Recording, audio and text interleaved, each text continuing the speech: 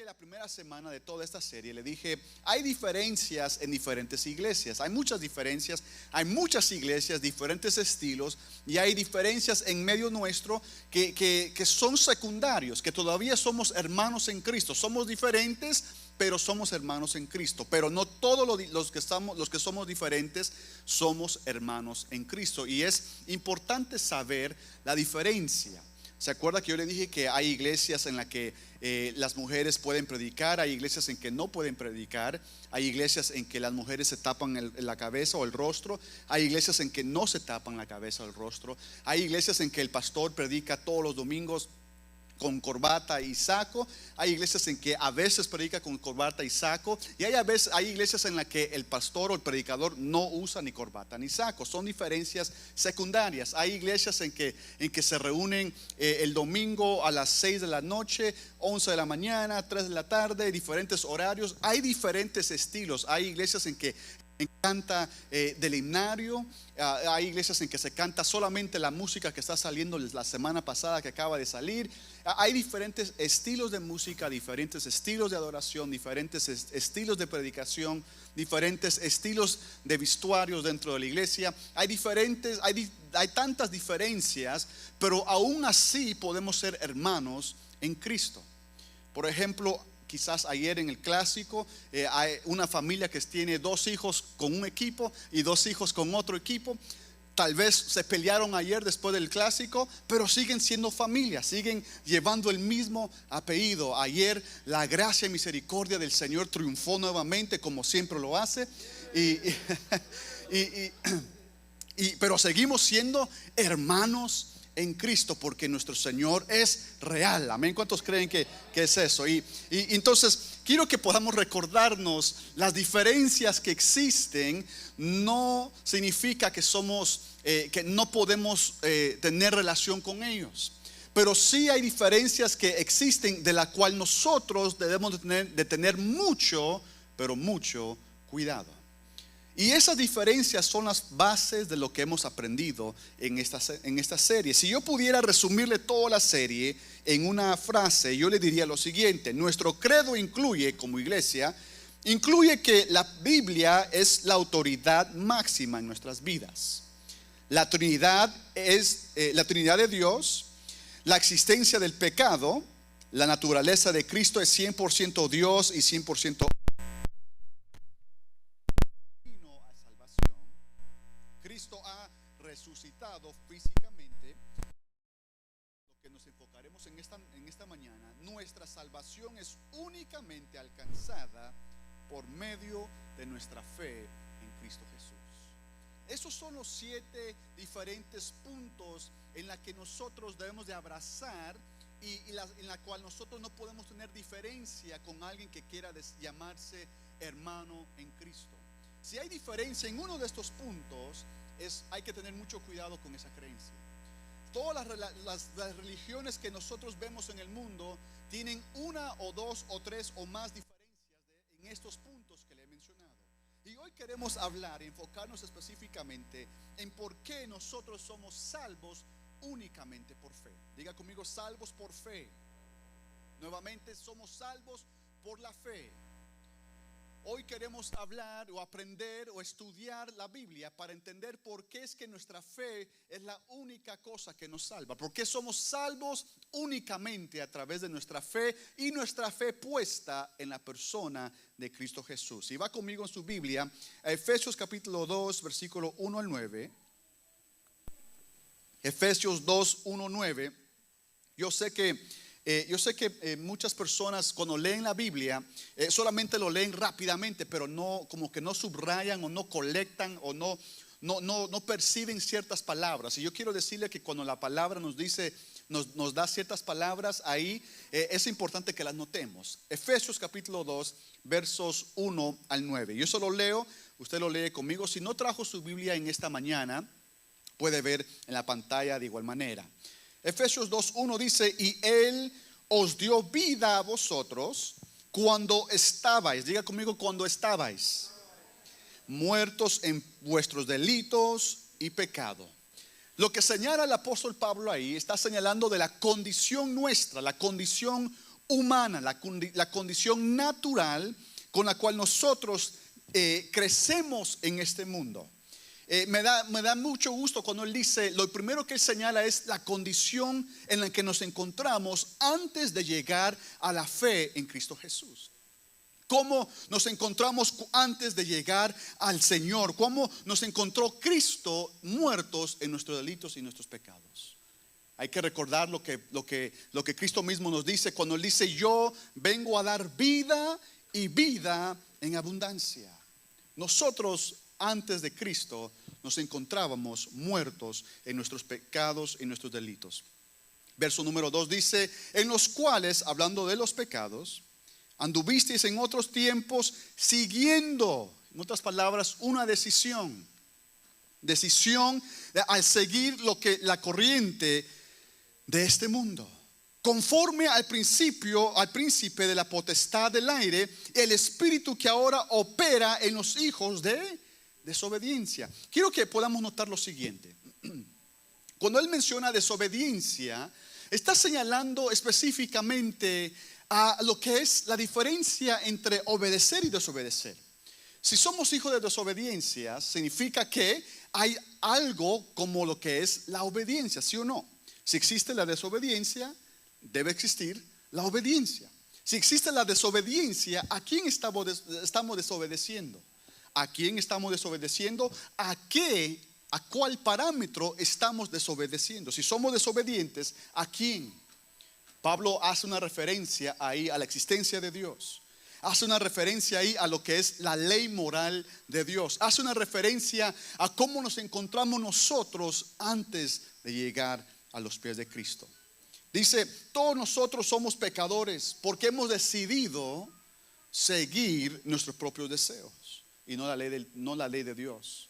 Somos desobedientes cuando en el momento en que nosotros decidimos seguir lo que a nosotros nos gusta, lo que nosotros deseamos, lo que nosotros queremos, sin tomar en cuenta lo que Dios pide de nosotros, sin tomar en cuenta lo que Dios nos ha dicho en su palabra que debemos de hacer o seguir, sin tomar en cuenta lo que Dios quiere que nosotros hagamos. Ahora, quiero que mire esto. El momento, yo quiero que quede esto bastante claro. Lo que dice Pablo en los primeros 2 versos que hemos leído, empieza por señalar una condición en la que todos nosotros nos encontramos a causa de una desobediencia, de un pecado. Estamos muertos por causa del pecado. Lo dice también en otra porción bíblica en el libro de Romanos. Estamos muertos porque hemos decidido seguir en contra de la palabra de Dios. Yo creo, y le comparto esto, yo creo que todos nosotros nacemos inocentemente. Todos cuando nacimos éramos inocentes. Por eso es que nosotros cuando vemos un bebé nos da gracia o como que nos da algo en el corazón, porque uno mira esos cachetes grandes, ¿verdad? Y uno dice, qué inocencia. Ellos se levantan, hacen cosas y hacen las cosas con una inocencia. Pero a través de los meses, a través de los años, cuando ese bebé tiene 2, 3, 4, 5 años, ya no es bebé, sino que es un niño pequeño, va aprendiendo a tomar sus propias decisiones. Llega un periodo en que todos nosotros aquí llegamos a conocer o tuvimos conciencia de lo que es bueno y de lo que es malo. A través de ese momento, cuando llega ese momento, llega a nosotros una decisión: si hacemos lo bueno, lo que nos dijeron nuestros padres, o si hacemos lo que nosotros queremos. Al momento en que nosotros tomamos lo que nosotros queremos, empezamos o caemos ya en lo que es pecado, en lo que es la desobediencia que se mueve en la influencia de este mundo. El mundo pecaminoso es como una bacteria, un virus que se ha regado, y todo lo que vemos es pecado en todo el mundo. ¿Por qué? Porque en todas áreas de este mundo se nos dice: haz lo que tú quieras, haz lo que tú desees, no dejes que alguien más te gobierne, poniéndonos a nosotros mismos como el jefe de nuestras acciones. Este mundo nos motiva a no escuchar lo que Dios ha pedido de nosotros en su palabra, ¿sí o no? Y yo creo que por eso muchos creen que nosotros nacemos automáticamente en pecado. Yo creo que nacemos inocentes, pero a través del crecimiento que llevamos en este mundo contaminado, nos contaminamos. Porque por eso mismo nosotros creemos que si muriese un bebé, automáticamente se va a la presencia del Padre. Nadie que fuera pecador puede estar en la presencia del Padre. Significa entonces que nosotros nacemos inocentes. Pero por causa del mundo, por lo que vemos alrededor nuestro, nos contaminamos al punto de estar llenos y convertirnos en pecadores. Al punto en que morimos a lo que es la voz de Dios. Mire cómo dice el siguiente verso 3.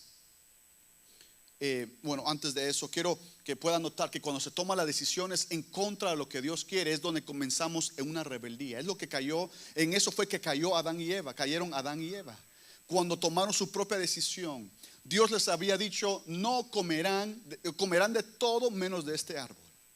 Pero ¿qué dijo? ¿Qué fue lo que le dijo el enemigo? La serpiente le dijo: pueden comer de todo, incluyendo esto, para que sean como Dios. Despertó en ellos el deseo de tomar su propia decisión, el deseo de decidir diferente a lo que ya se les había dicho. ¿Qué significa eso? Entraron en un estado de rebeldía. Cuando hacemos las cosas contrario a lo que se nos dice, estamos siendo rebeldes. Recuérdese usted cuando era niño y su madre le decía: vete y limpia tu cuarto, y no lo hacíamos. Éramos rebeldes, ¿sí o no? Tal vez en esa época nosotros nos justificábamos: no, es que yo tenía que hacer esto. Pero ahora como padres decimos: estos niños son rebeldes, yo quiero que me hagan caso, quiero que hagan lo que yo les diga. Nadie dijo amén. El silencio dice mucho.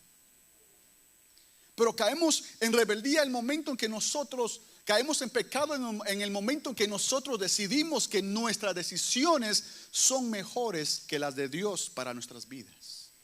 Eso es un pecado cuando decidimos eso. Yo le quiero decir que no necesita matar a alguien para ser un pecador. No necesita cometer adulterio con alguien para ser un pecador. No necesita robarle a alguien $1,000 para ser un pecador. El momento en que nosotros decidimos hacer algo diferente, tomar nuestras propias decisiones sin consultar a Dios, nos hemos convertido en un pecador. El momento que nosotros empezamos a hacer lo que a nosotros se nos pegue la gana hacer, entonces nos convertimos en pecadores. Es lo que dice Pablo y vamos a verlo en esta tarde. El siguiente verso dice: entre los cuales también todos nosotros. Note que Pablo también se incluye. El apóstol Pablo también se incluye en este estatus. En otro tiempo, en los deseos, entre los cuales también todos nosotros vivimos en otro tiempo en los deseos de nuestra carne. ¿Qué significa eso? Haciendo la voluntad de la carne, haciendo lo que pensábamos hacer y de los pensamientos, y éramos por naturaleza hijos de ira. ¿Qué es ser pecador? Vivir conforme a la carne. Es más, Pablo lo señala en otras epístolas, que hay una constante guerra en nosotros los creyentes entre hacer lo que la carne quiere y hacer lo que el Espíritu quiere. Porque es una constante pelea, la naturaleza pecaminosa que hay en nosotros. Todos lo tenemos. El apóstol Pablo dijo: nosotros todos vivimos esto. No porque usted tenga 50 años de creer significa que ya no tiene esto. Usted sigue peleando cada día mientras que tengamos vida en esta tierra. Seguimos peleando con lo que es la carne. Como dijo alguien, es que la carne es carne y la carne quiere pecar. Pastor, ore por mí para que no peque más. ¿Y por qué no? Es que la carne es carne y la carne quiere. Hay que orar, y es nuestra naturaleza pecaminosa. Y mientras nosotros estemos en este mundo, mientras estemos de este lado de la eternidad, mientras el Señor Jesucristo no regrese por su iglesia y nos encontremos aquí todavía, nosotros estaremos en una pelea constante contra la carne. Tendremos una pelea constante contra los pensamientos de la carne, las acciones de la carne, las palabras que sentimos en nuestra carne usar cuando nos enojamos. Usted puede tener 40 años en el Evangelio y es posible que a alguien se le meta en la carretera y usted todavía quiera pi, pi, pi, y le quiera tirar y aventar el carro y hacer tantas cosas. Es la naturaleza humana. Y aunque no diga amén, eso es así. El silencio habla mucho o dice mucho. Por eso que le digo, iglesia, muchos creen que el momento que llegamos a Cristo Jesús, el momento en que creemos, en el momento que nosotros confesamos nuestra fe en el Señor, muchos creen que es perfección. ¡Pum! Ya dejó de pecar y nunca más va a pecar. Eso no es real. El momento en que usted pone su fe en Cristo Jesús, gloria a Dios que usted es salvo, pero sigue siendo hombre o mujer de carne y hueso.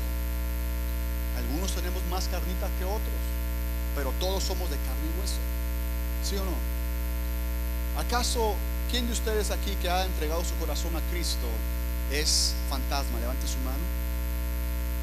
Si usted entregó su corazón a Cristo y se convirtió en espíritu, por favor levante su mano, quiero verlo, si es que puede verse la mano.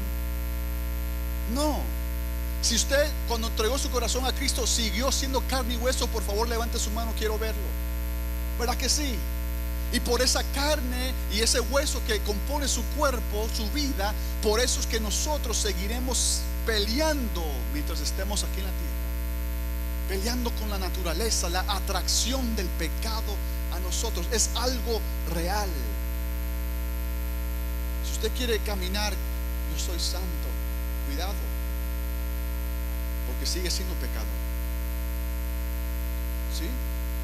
¿Qué significa esto? Que nosotros no podemos acusar a alguien simplemente porque es cristiano ya, porque seguimos siendo humanos, seguimos metiendo errores, haciendo errores o metiendo la pata, como se dice en español.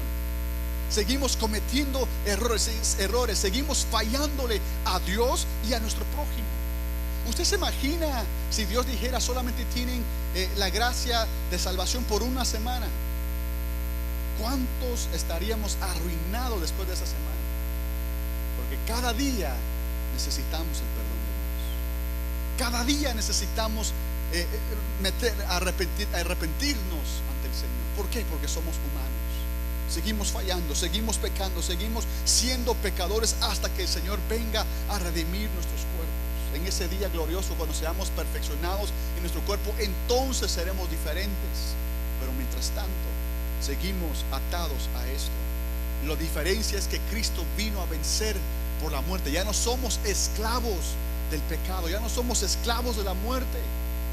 Podemos vencer por encima de la muerte, pero aún así requiere trabajo nuestro. No es algo automático.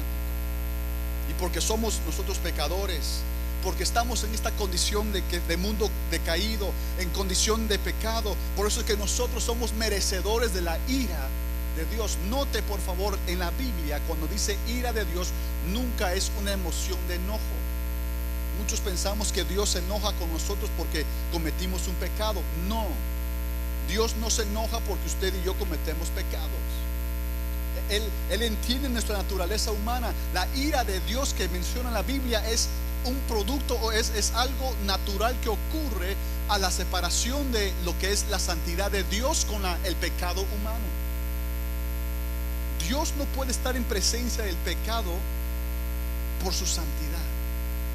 Cuando nosotros cometemos pecado, somos separados de Dios, no porque Él nos saque, sino que nosotros decidimos apartarnos de Dios. ¿Están conmigo en esta mañana? Esa es la ira de Dios. La ira de Dios consume en su perfección y en su santidad, consume todo aquello que ha sido contaminado. Por la bondad, como dice Lamentaciones, por la bondad de Jehová no hemos sido consumidos. ¿Por qué? Porque merecemos ser consumidos. Fallamos al Señor múltiples veces cada día. Cada día le fallamos. Oh, pero si yo nunca he matado a nadie. No tiene que matar a nadie. Con tal de mentir, ya lo hizo. Oh, pero tuve que decir eso para más o menos una mentirita blanca. Ya, mentira es mentira. Tuve que pensar así. No, ya falló. Recuerde que en el mensaje del pecado les mencioné de que pecar es errar la marca, desobedecer por lo más mínimo que sea. Si desobedecemos lo que Dios ha establecido en su palabra, ya fallamos. ya perdemos, ya erramos la marca. Somos pecadores. Por ese pecado, la ira de Dios, la Biblia dice, somos hijos de ira, merecedores de la separación de Dios. Mire cómo dice la palabra del Señor. Y lo mismo, y de los pensamientos, y éramos por naturaleza hijos de ira, lo mismo que todos los demás que andan sin el Señor. Somos merecedores de ser separados de Dios. Nuestro pecado nos hace merecedor de la separación de Dios. Quiero que entendamos eso, porque si no entendemos ese punto importante, vamos a perder de vista lo que Cristo hizo en la cruz del Calvario. Porque si no entendemos que nosotros naturalmente no merecemos estar cerca de Dios, no entenderemos lo que Cristo hizo por nosotros. Le explico esto, mi amado hermano. ¿Por qué nosotros o alguien quisiera pasar la eternidad con Dios si no le importó mientras en vida lo que Dios dijo? Me recuerda algo que publiqué hace como 2 semanas, que no tiene congruencia el decir no tengo tiempo para Dios y después querer pasar una eternidad con Dios. ¿Sí? Si a nosotros nos cuesta estar en la casa del Señor por 1 hora y media o 2 horas adorando al Señor, ¿por qué queremos ir al cielo después de la vida entonces? ¿Están conmigo en esta mañana? Si me cuesta levantar la mano en adorar al Señor, ¿qué quiero ir a hacer al cielo entonces? Si en el cielo lo que vamos a estar haciendo es adorando al Señor, exaltándole, dándole gracias por su misericordia, diciendo santo, santo, santo. Si aquí yo me quejo porque Leslie canta otra vez el coro nuevamente, otra vez Leslie, ya bájale, ya cambia. Si yo me molesto porque cantaron el coro más de 2 minutos, ¿qué quiero ir a hacer al cielo? Pasar la eternidad con Dios adorándole para siempre. ¿Está claro eso? ¿Verdad que sí? Entonces, eso es una ilustración de lo que es la ira de Dios. Si a mí no me importa en la tierra lo que la palabra de Dios dice, ¿por qué Dios me obligaría a pasar una eternidad con Él? Esa es la ira de Dios. Nos separa al pecador de los que hemos recibido a Cristo en nuestro corazón. Pero Dios, dice el verso 4, pero Dios que es rico en misericordia. Misericordia es no dar el castigo que alguien se merece. Pero Dios, siendo rico en misericordia, por su gran amor. El amor de Dios no es una emoción, es una decisión, es un compromiso. Con su gran amor con las que Él nos amó. Verso 5, aún estando, alguien diga conmigo, aún estando. En otras palabras, en francés significa nada había cambiado. En español significa siempre siendo muertos en nuestros pecados, siempre estando muertos. Aún estando nosotros muertos en pecado, Él nos dio vida. ¿Quién? Dios nos dio vida. ¿Juntamente con quién? La única manera de salvación, que es Cristo Jesús. Alguien tiene que decir amén a eso. Aún siendo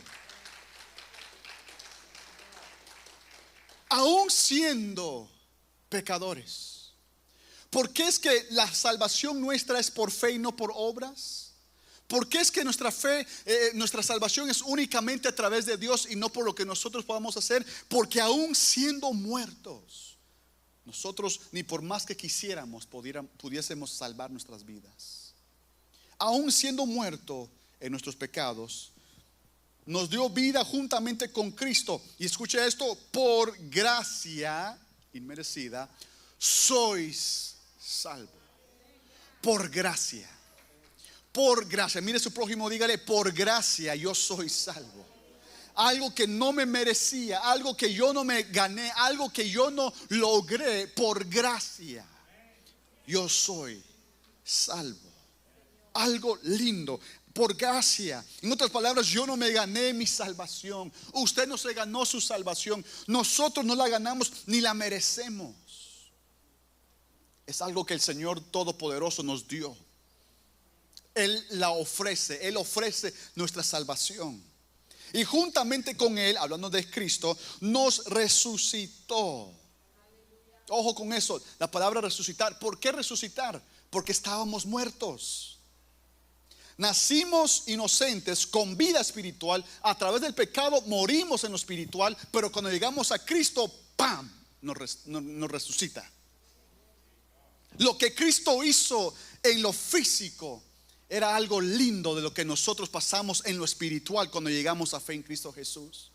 Lo que antes tenía vida muere por el pecado, por la contaminación del pecado. Y cuando llegamos a la fe en Cristo Jesús, eso que estaba muerto vuelve a vivir nuevamente. Y no solamente vuelve a vivir, sino que también cobra autoridad con Cristo, de reinar juntamente con Él. Es lo que dice verso. A mí me encanta cómo lo escribe el apóstol Pablo. Cuando entendemos, cuando leemos y estudiamos lo que Pablo escribe, empezamos a ver la maravilla de lo que es la salvación que Dios nos ofrece en la persona de Cristo Jesús.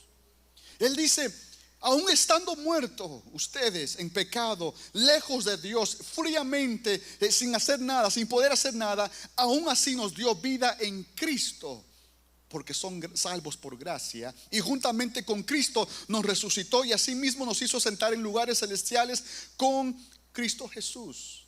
Qué lindo suena eso. Pero ¿por qué lo hizo? ¿Por qué es que Dios hizo esto? Aquí es donde entro más al mensaje ahora. ¿Por qué es que Dios hace esto? ¿Por qué es que Dios demuestra esto? ¿Por qué es que Dios ordena que todo esto ocurra? Verso 7, para mostrar, diga conmigo, para mostrar. Un poquito más fuerte, para mostrar. ¿Por qué es que Dios hace esto? Para mostrar en los siglos venideros las abundantes riquezas de su gracia y en su bondad para con nosotros en Cristo Jesús. ¿Por qué es que Dios hace esto?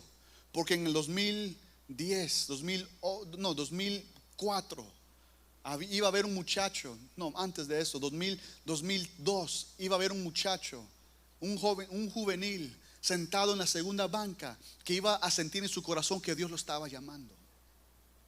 Iba a preguntar por qué.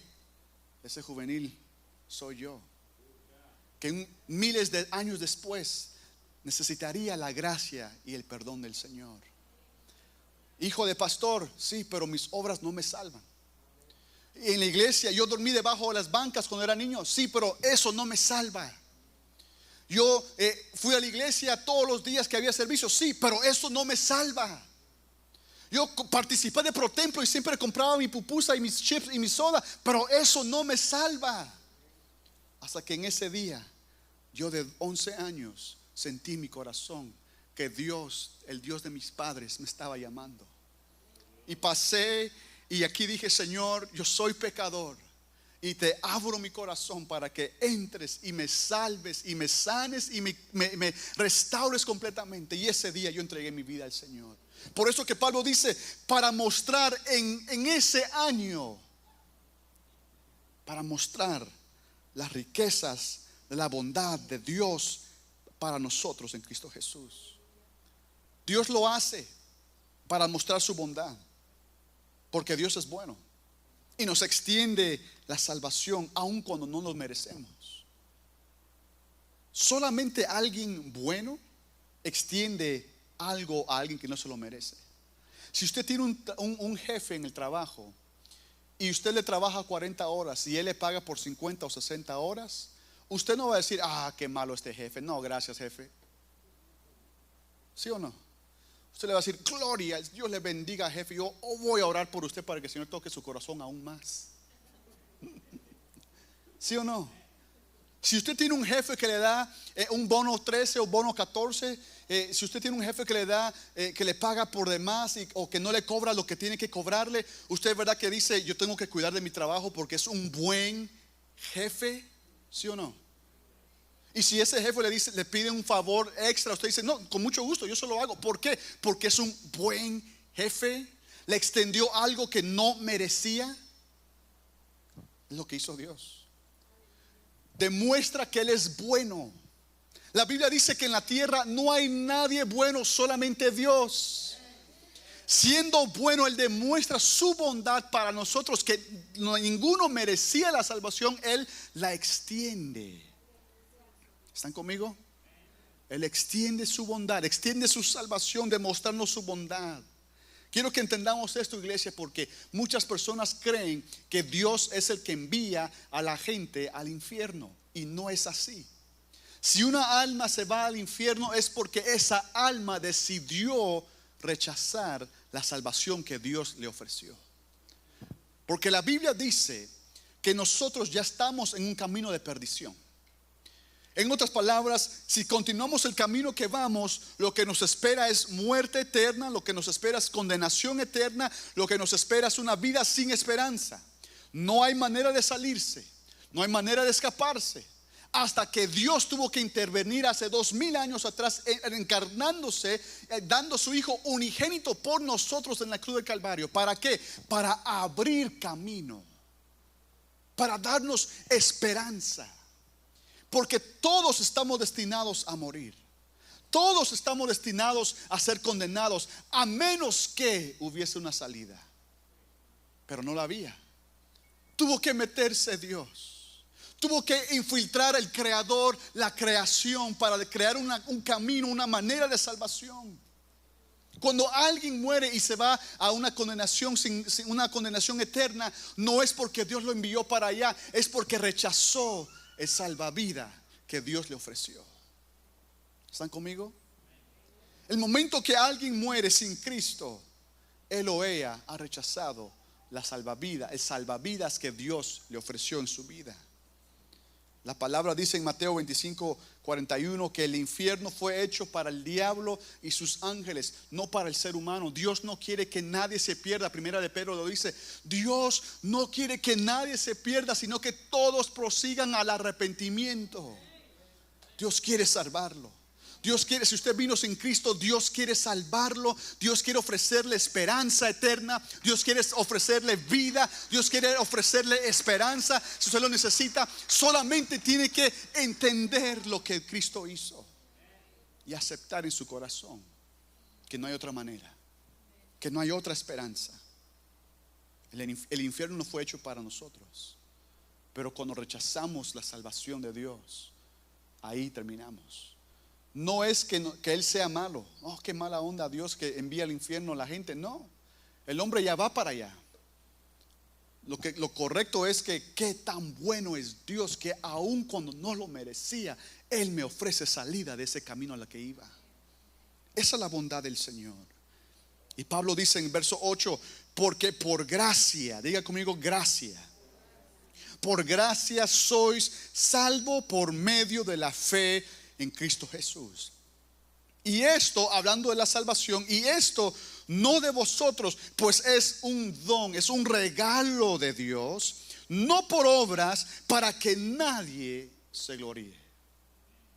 ¿Por qué no somos salvos por obras? Porque la Biblia lo dice.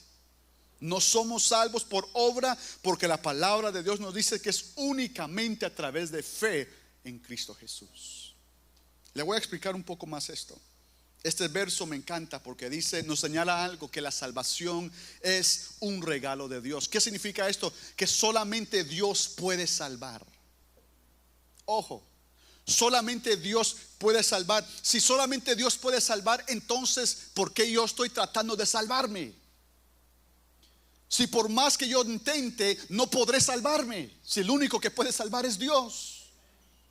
¿Me explico?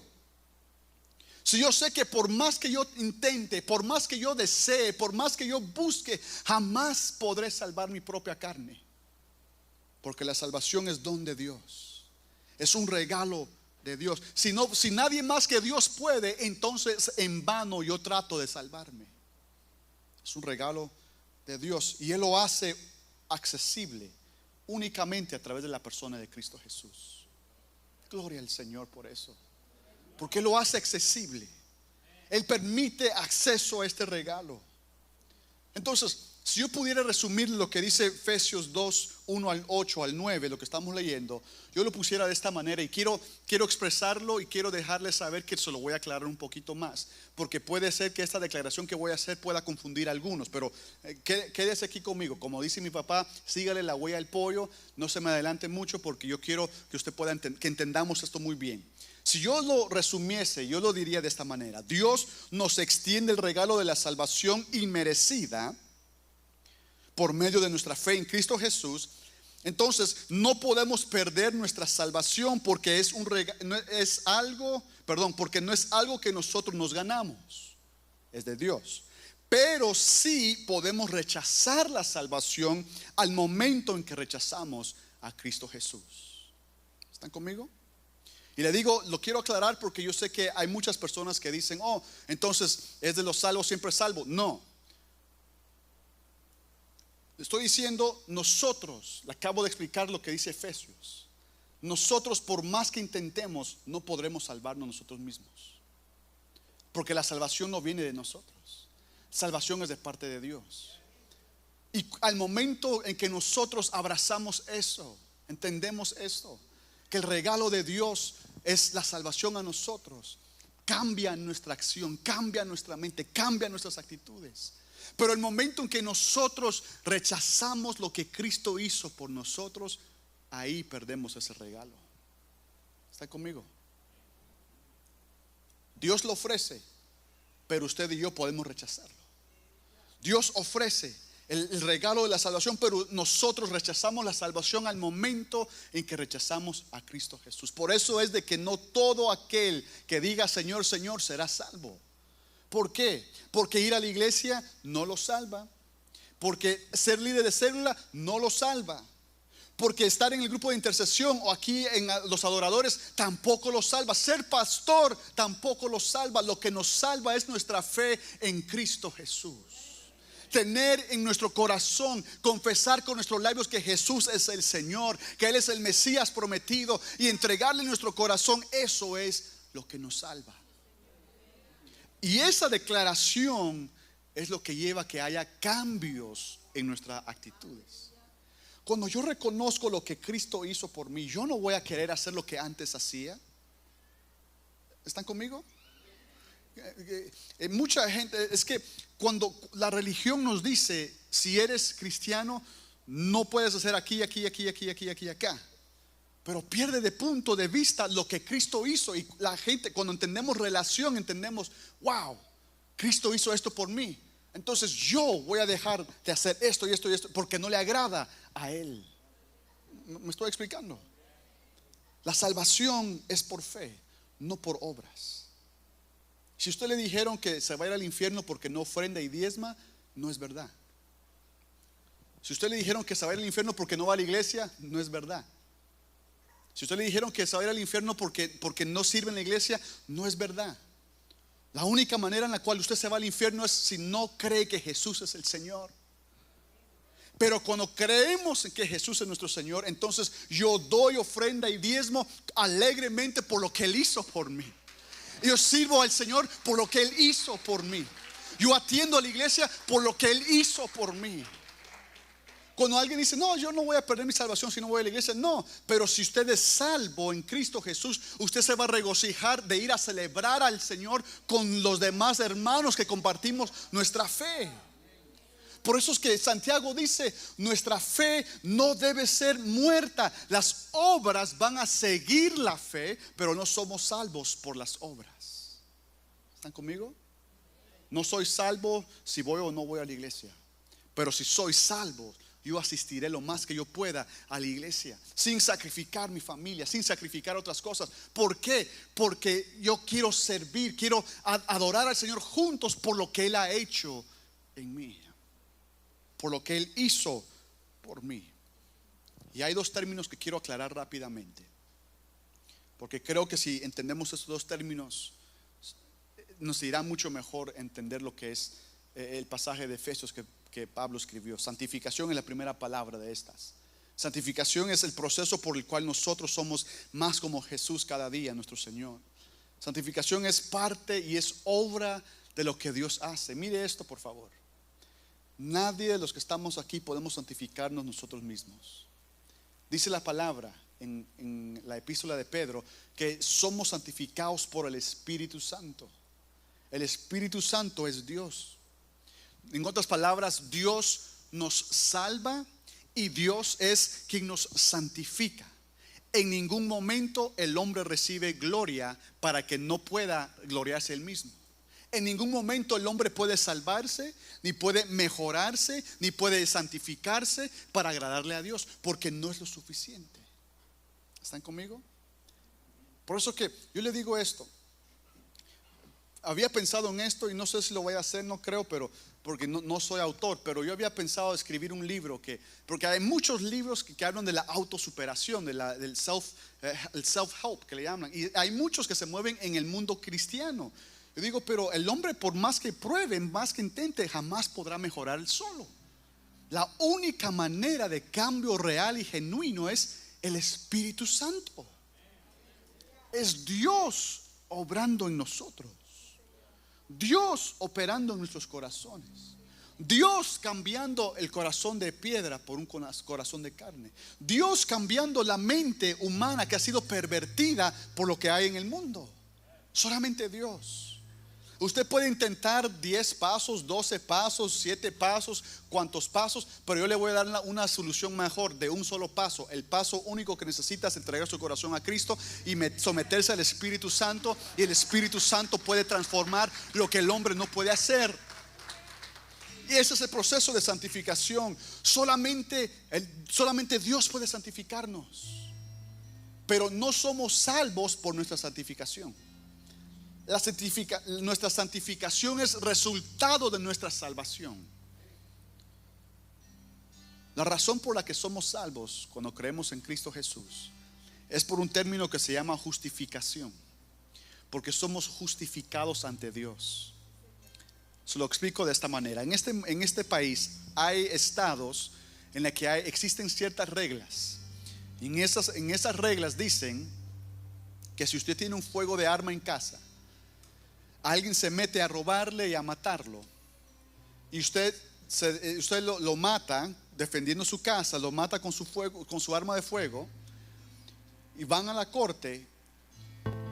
Le pregunto, ¿usted mató a alguien? Sí, porque se metió a su casa. ¿Es culpable de asesinato?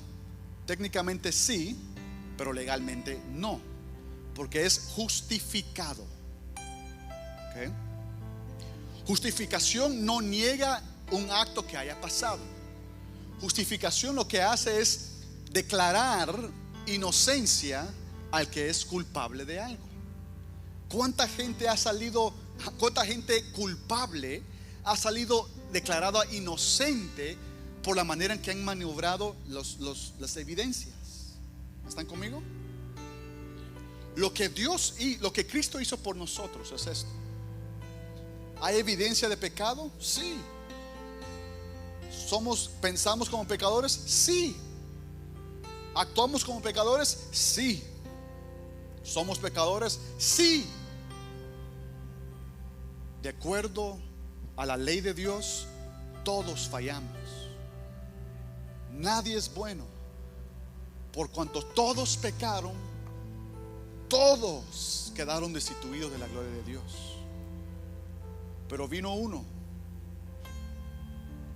Dios hecho hombre, Dios encarnado, que vivió la vida perfecta, que no falló, no erró la marca, que cumplió la ley de Jehová.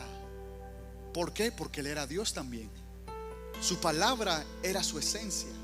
La ley de Jehová era la esencia de Dios, de Cristo. Por eso que no cometió error. Cuando Él fue crucificado y resucitó, mire lo que pasa. Dios, el Padre, dice: el Hijo vivió una vida perfecta. La vida, la justicia, la rectitud, la gloria, la perfección de Jesús ahora es impuesta a todo aquel que crea en Él como el Mesías. ¿Qué es lo que pasa? Que llegará un día en que todos nosotros nos enfrentaremos al juez, al gran juez, a nuestro creador, todas las obras que hayamos hecho será puesta delante de él. Y van a salir los libros de todas las cosas que hicimos. Cuántas veces mentimos, cuántas veces robamos, todo lo que hicimos malo, lo bueno, lo malo, lo bueno, lo malo, lo malo, lo malo. Y le aseguro que van a haber más malas que buenas para todos nosotros, le aseguro. Pero de repente van a decir, ok, es culpable, es pecador, y el pecador se merece muerte, así que para allá. Pero de repente va a haber alguien que va a decir, un momentito. El día tal, del año tal, Isamaris confesó a Jesús como su Señor, y la perfección del Señor Jesucristo será puesta sobre la vida de Isamaris. Y por lo tanto el Padre dirá que es culpable, pero será declarada inocente. Entre usted al reino del Señor ahora, a disfrutar una eternidad con el Todopoderoso.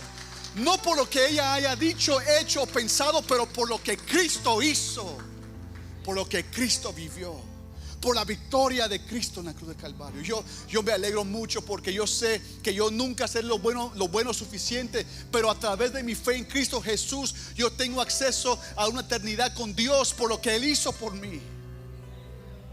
¿Cuánta gente está peleando en su corazón? Yo quiero ser cristiano, pero es que yo no soy bueno, yo no soy lo suficiente. Nadie fue lo suficiente. Eso es el punto de esto. Por eso se le llama evangelio, buenas noticias. ¿Cuál es la buena noticia? Que no tiene que ser lo suficientemente bueno, porque ya hubo uno que fue bueno suficiente, que fue crucificado por nosotros. Él llevó la paga de nuestro pecado en la cruz. Él fue crucificado por nosotros. Por nuestra rebelión Él fue molido. Por nuestro pecado Él fue crucificado. Lo insultaron, le escupieron en la cara, lo mataron, pero que resucitó, y juntamente con Él tengo vida en abundancia. No por lo que yo pueda o no pueda hacer, sino por lo que Él ya hizo por mí. Soy justificado. ¿Cuánta gente inocente o culpable será llamada inocente por una justificación en la corte? En la tierra eso puede ser malo, pero en las cortes, en la corte eterna, celestial, en la cual un día todos nosotros enfrentaremos, eso será algo de alivio, será algo maravilloso, el saber que cometimos tantas fallas, pero por la justicia de Cristo que ha sido puesta sobre nosotros, el que es culpable sale caminando libre, declarado inocente. Eso es la justificación. Por eso es que soy salvo por gracia del Señor. Por favor, cierre sus ojitos. Somos salvos por gracia únicamente, porque Dios extiende la obra de una persona a toda aquella que crea en Él. Porque de tal manera amó Dios al mundo, que ha dado su único Hijo, para que todo aquel que en Él crea no se pierda, sino que tenga vida eterna. Lo único que nos salva no son sus obras, es nuestra fe en Cristo Jesús. Y si alguien hoy está aquí lejos del Señor, o alguien siente en su corazón que el Señor lo está llamando, este es el día de salvación. Yo le invito a que pueda hoy decir: yo quiero ser salvo, quiero entrar, quiero abrir mi corazón al Señor. Yo le digo, no será perfecto después de esto, pero lo bueno es que nuestra perfección no es lo que nos salva, es la perfección de Cristo impuesta a nosotros, dada a nosotros a través de nuestra fe. Si usted está aquí, solamente levante su mano si quiere entregar su corazón a Cristo. Si usted está en casa, solamente levante su mano o diga yo, y así podemos orar por usted ahí inmediatamente en línea. Pero eso es lo que hace el Señor, nos justifica. Su muerte y su resurrección nos justificó delante del Padre. Y lo que antes la ira de Dios con todo derecho podía eliminar, ahora nos sobrepasa por la justicia que hallamos de Cristo en nuestras vidas.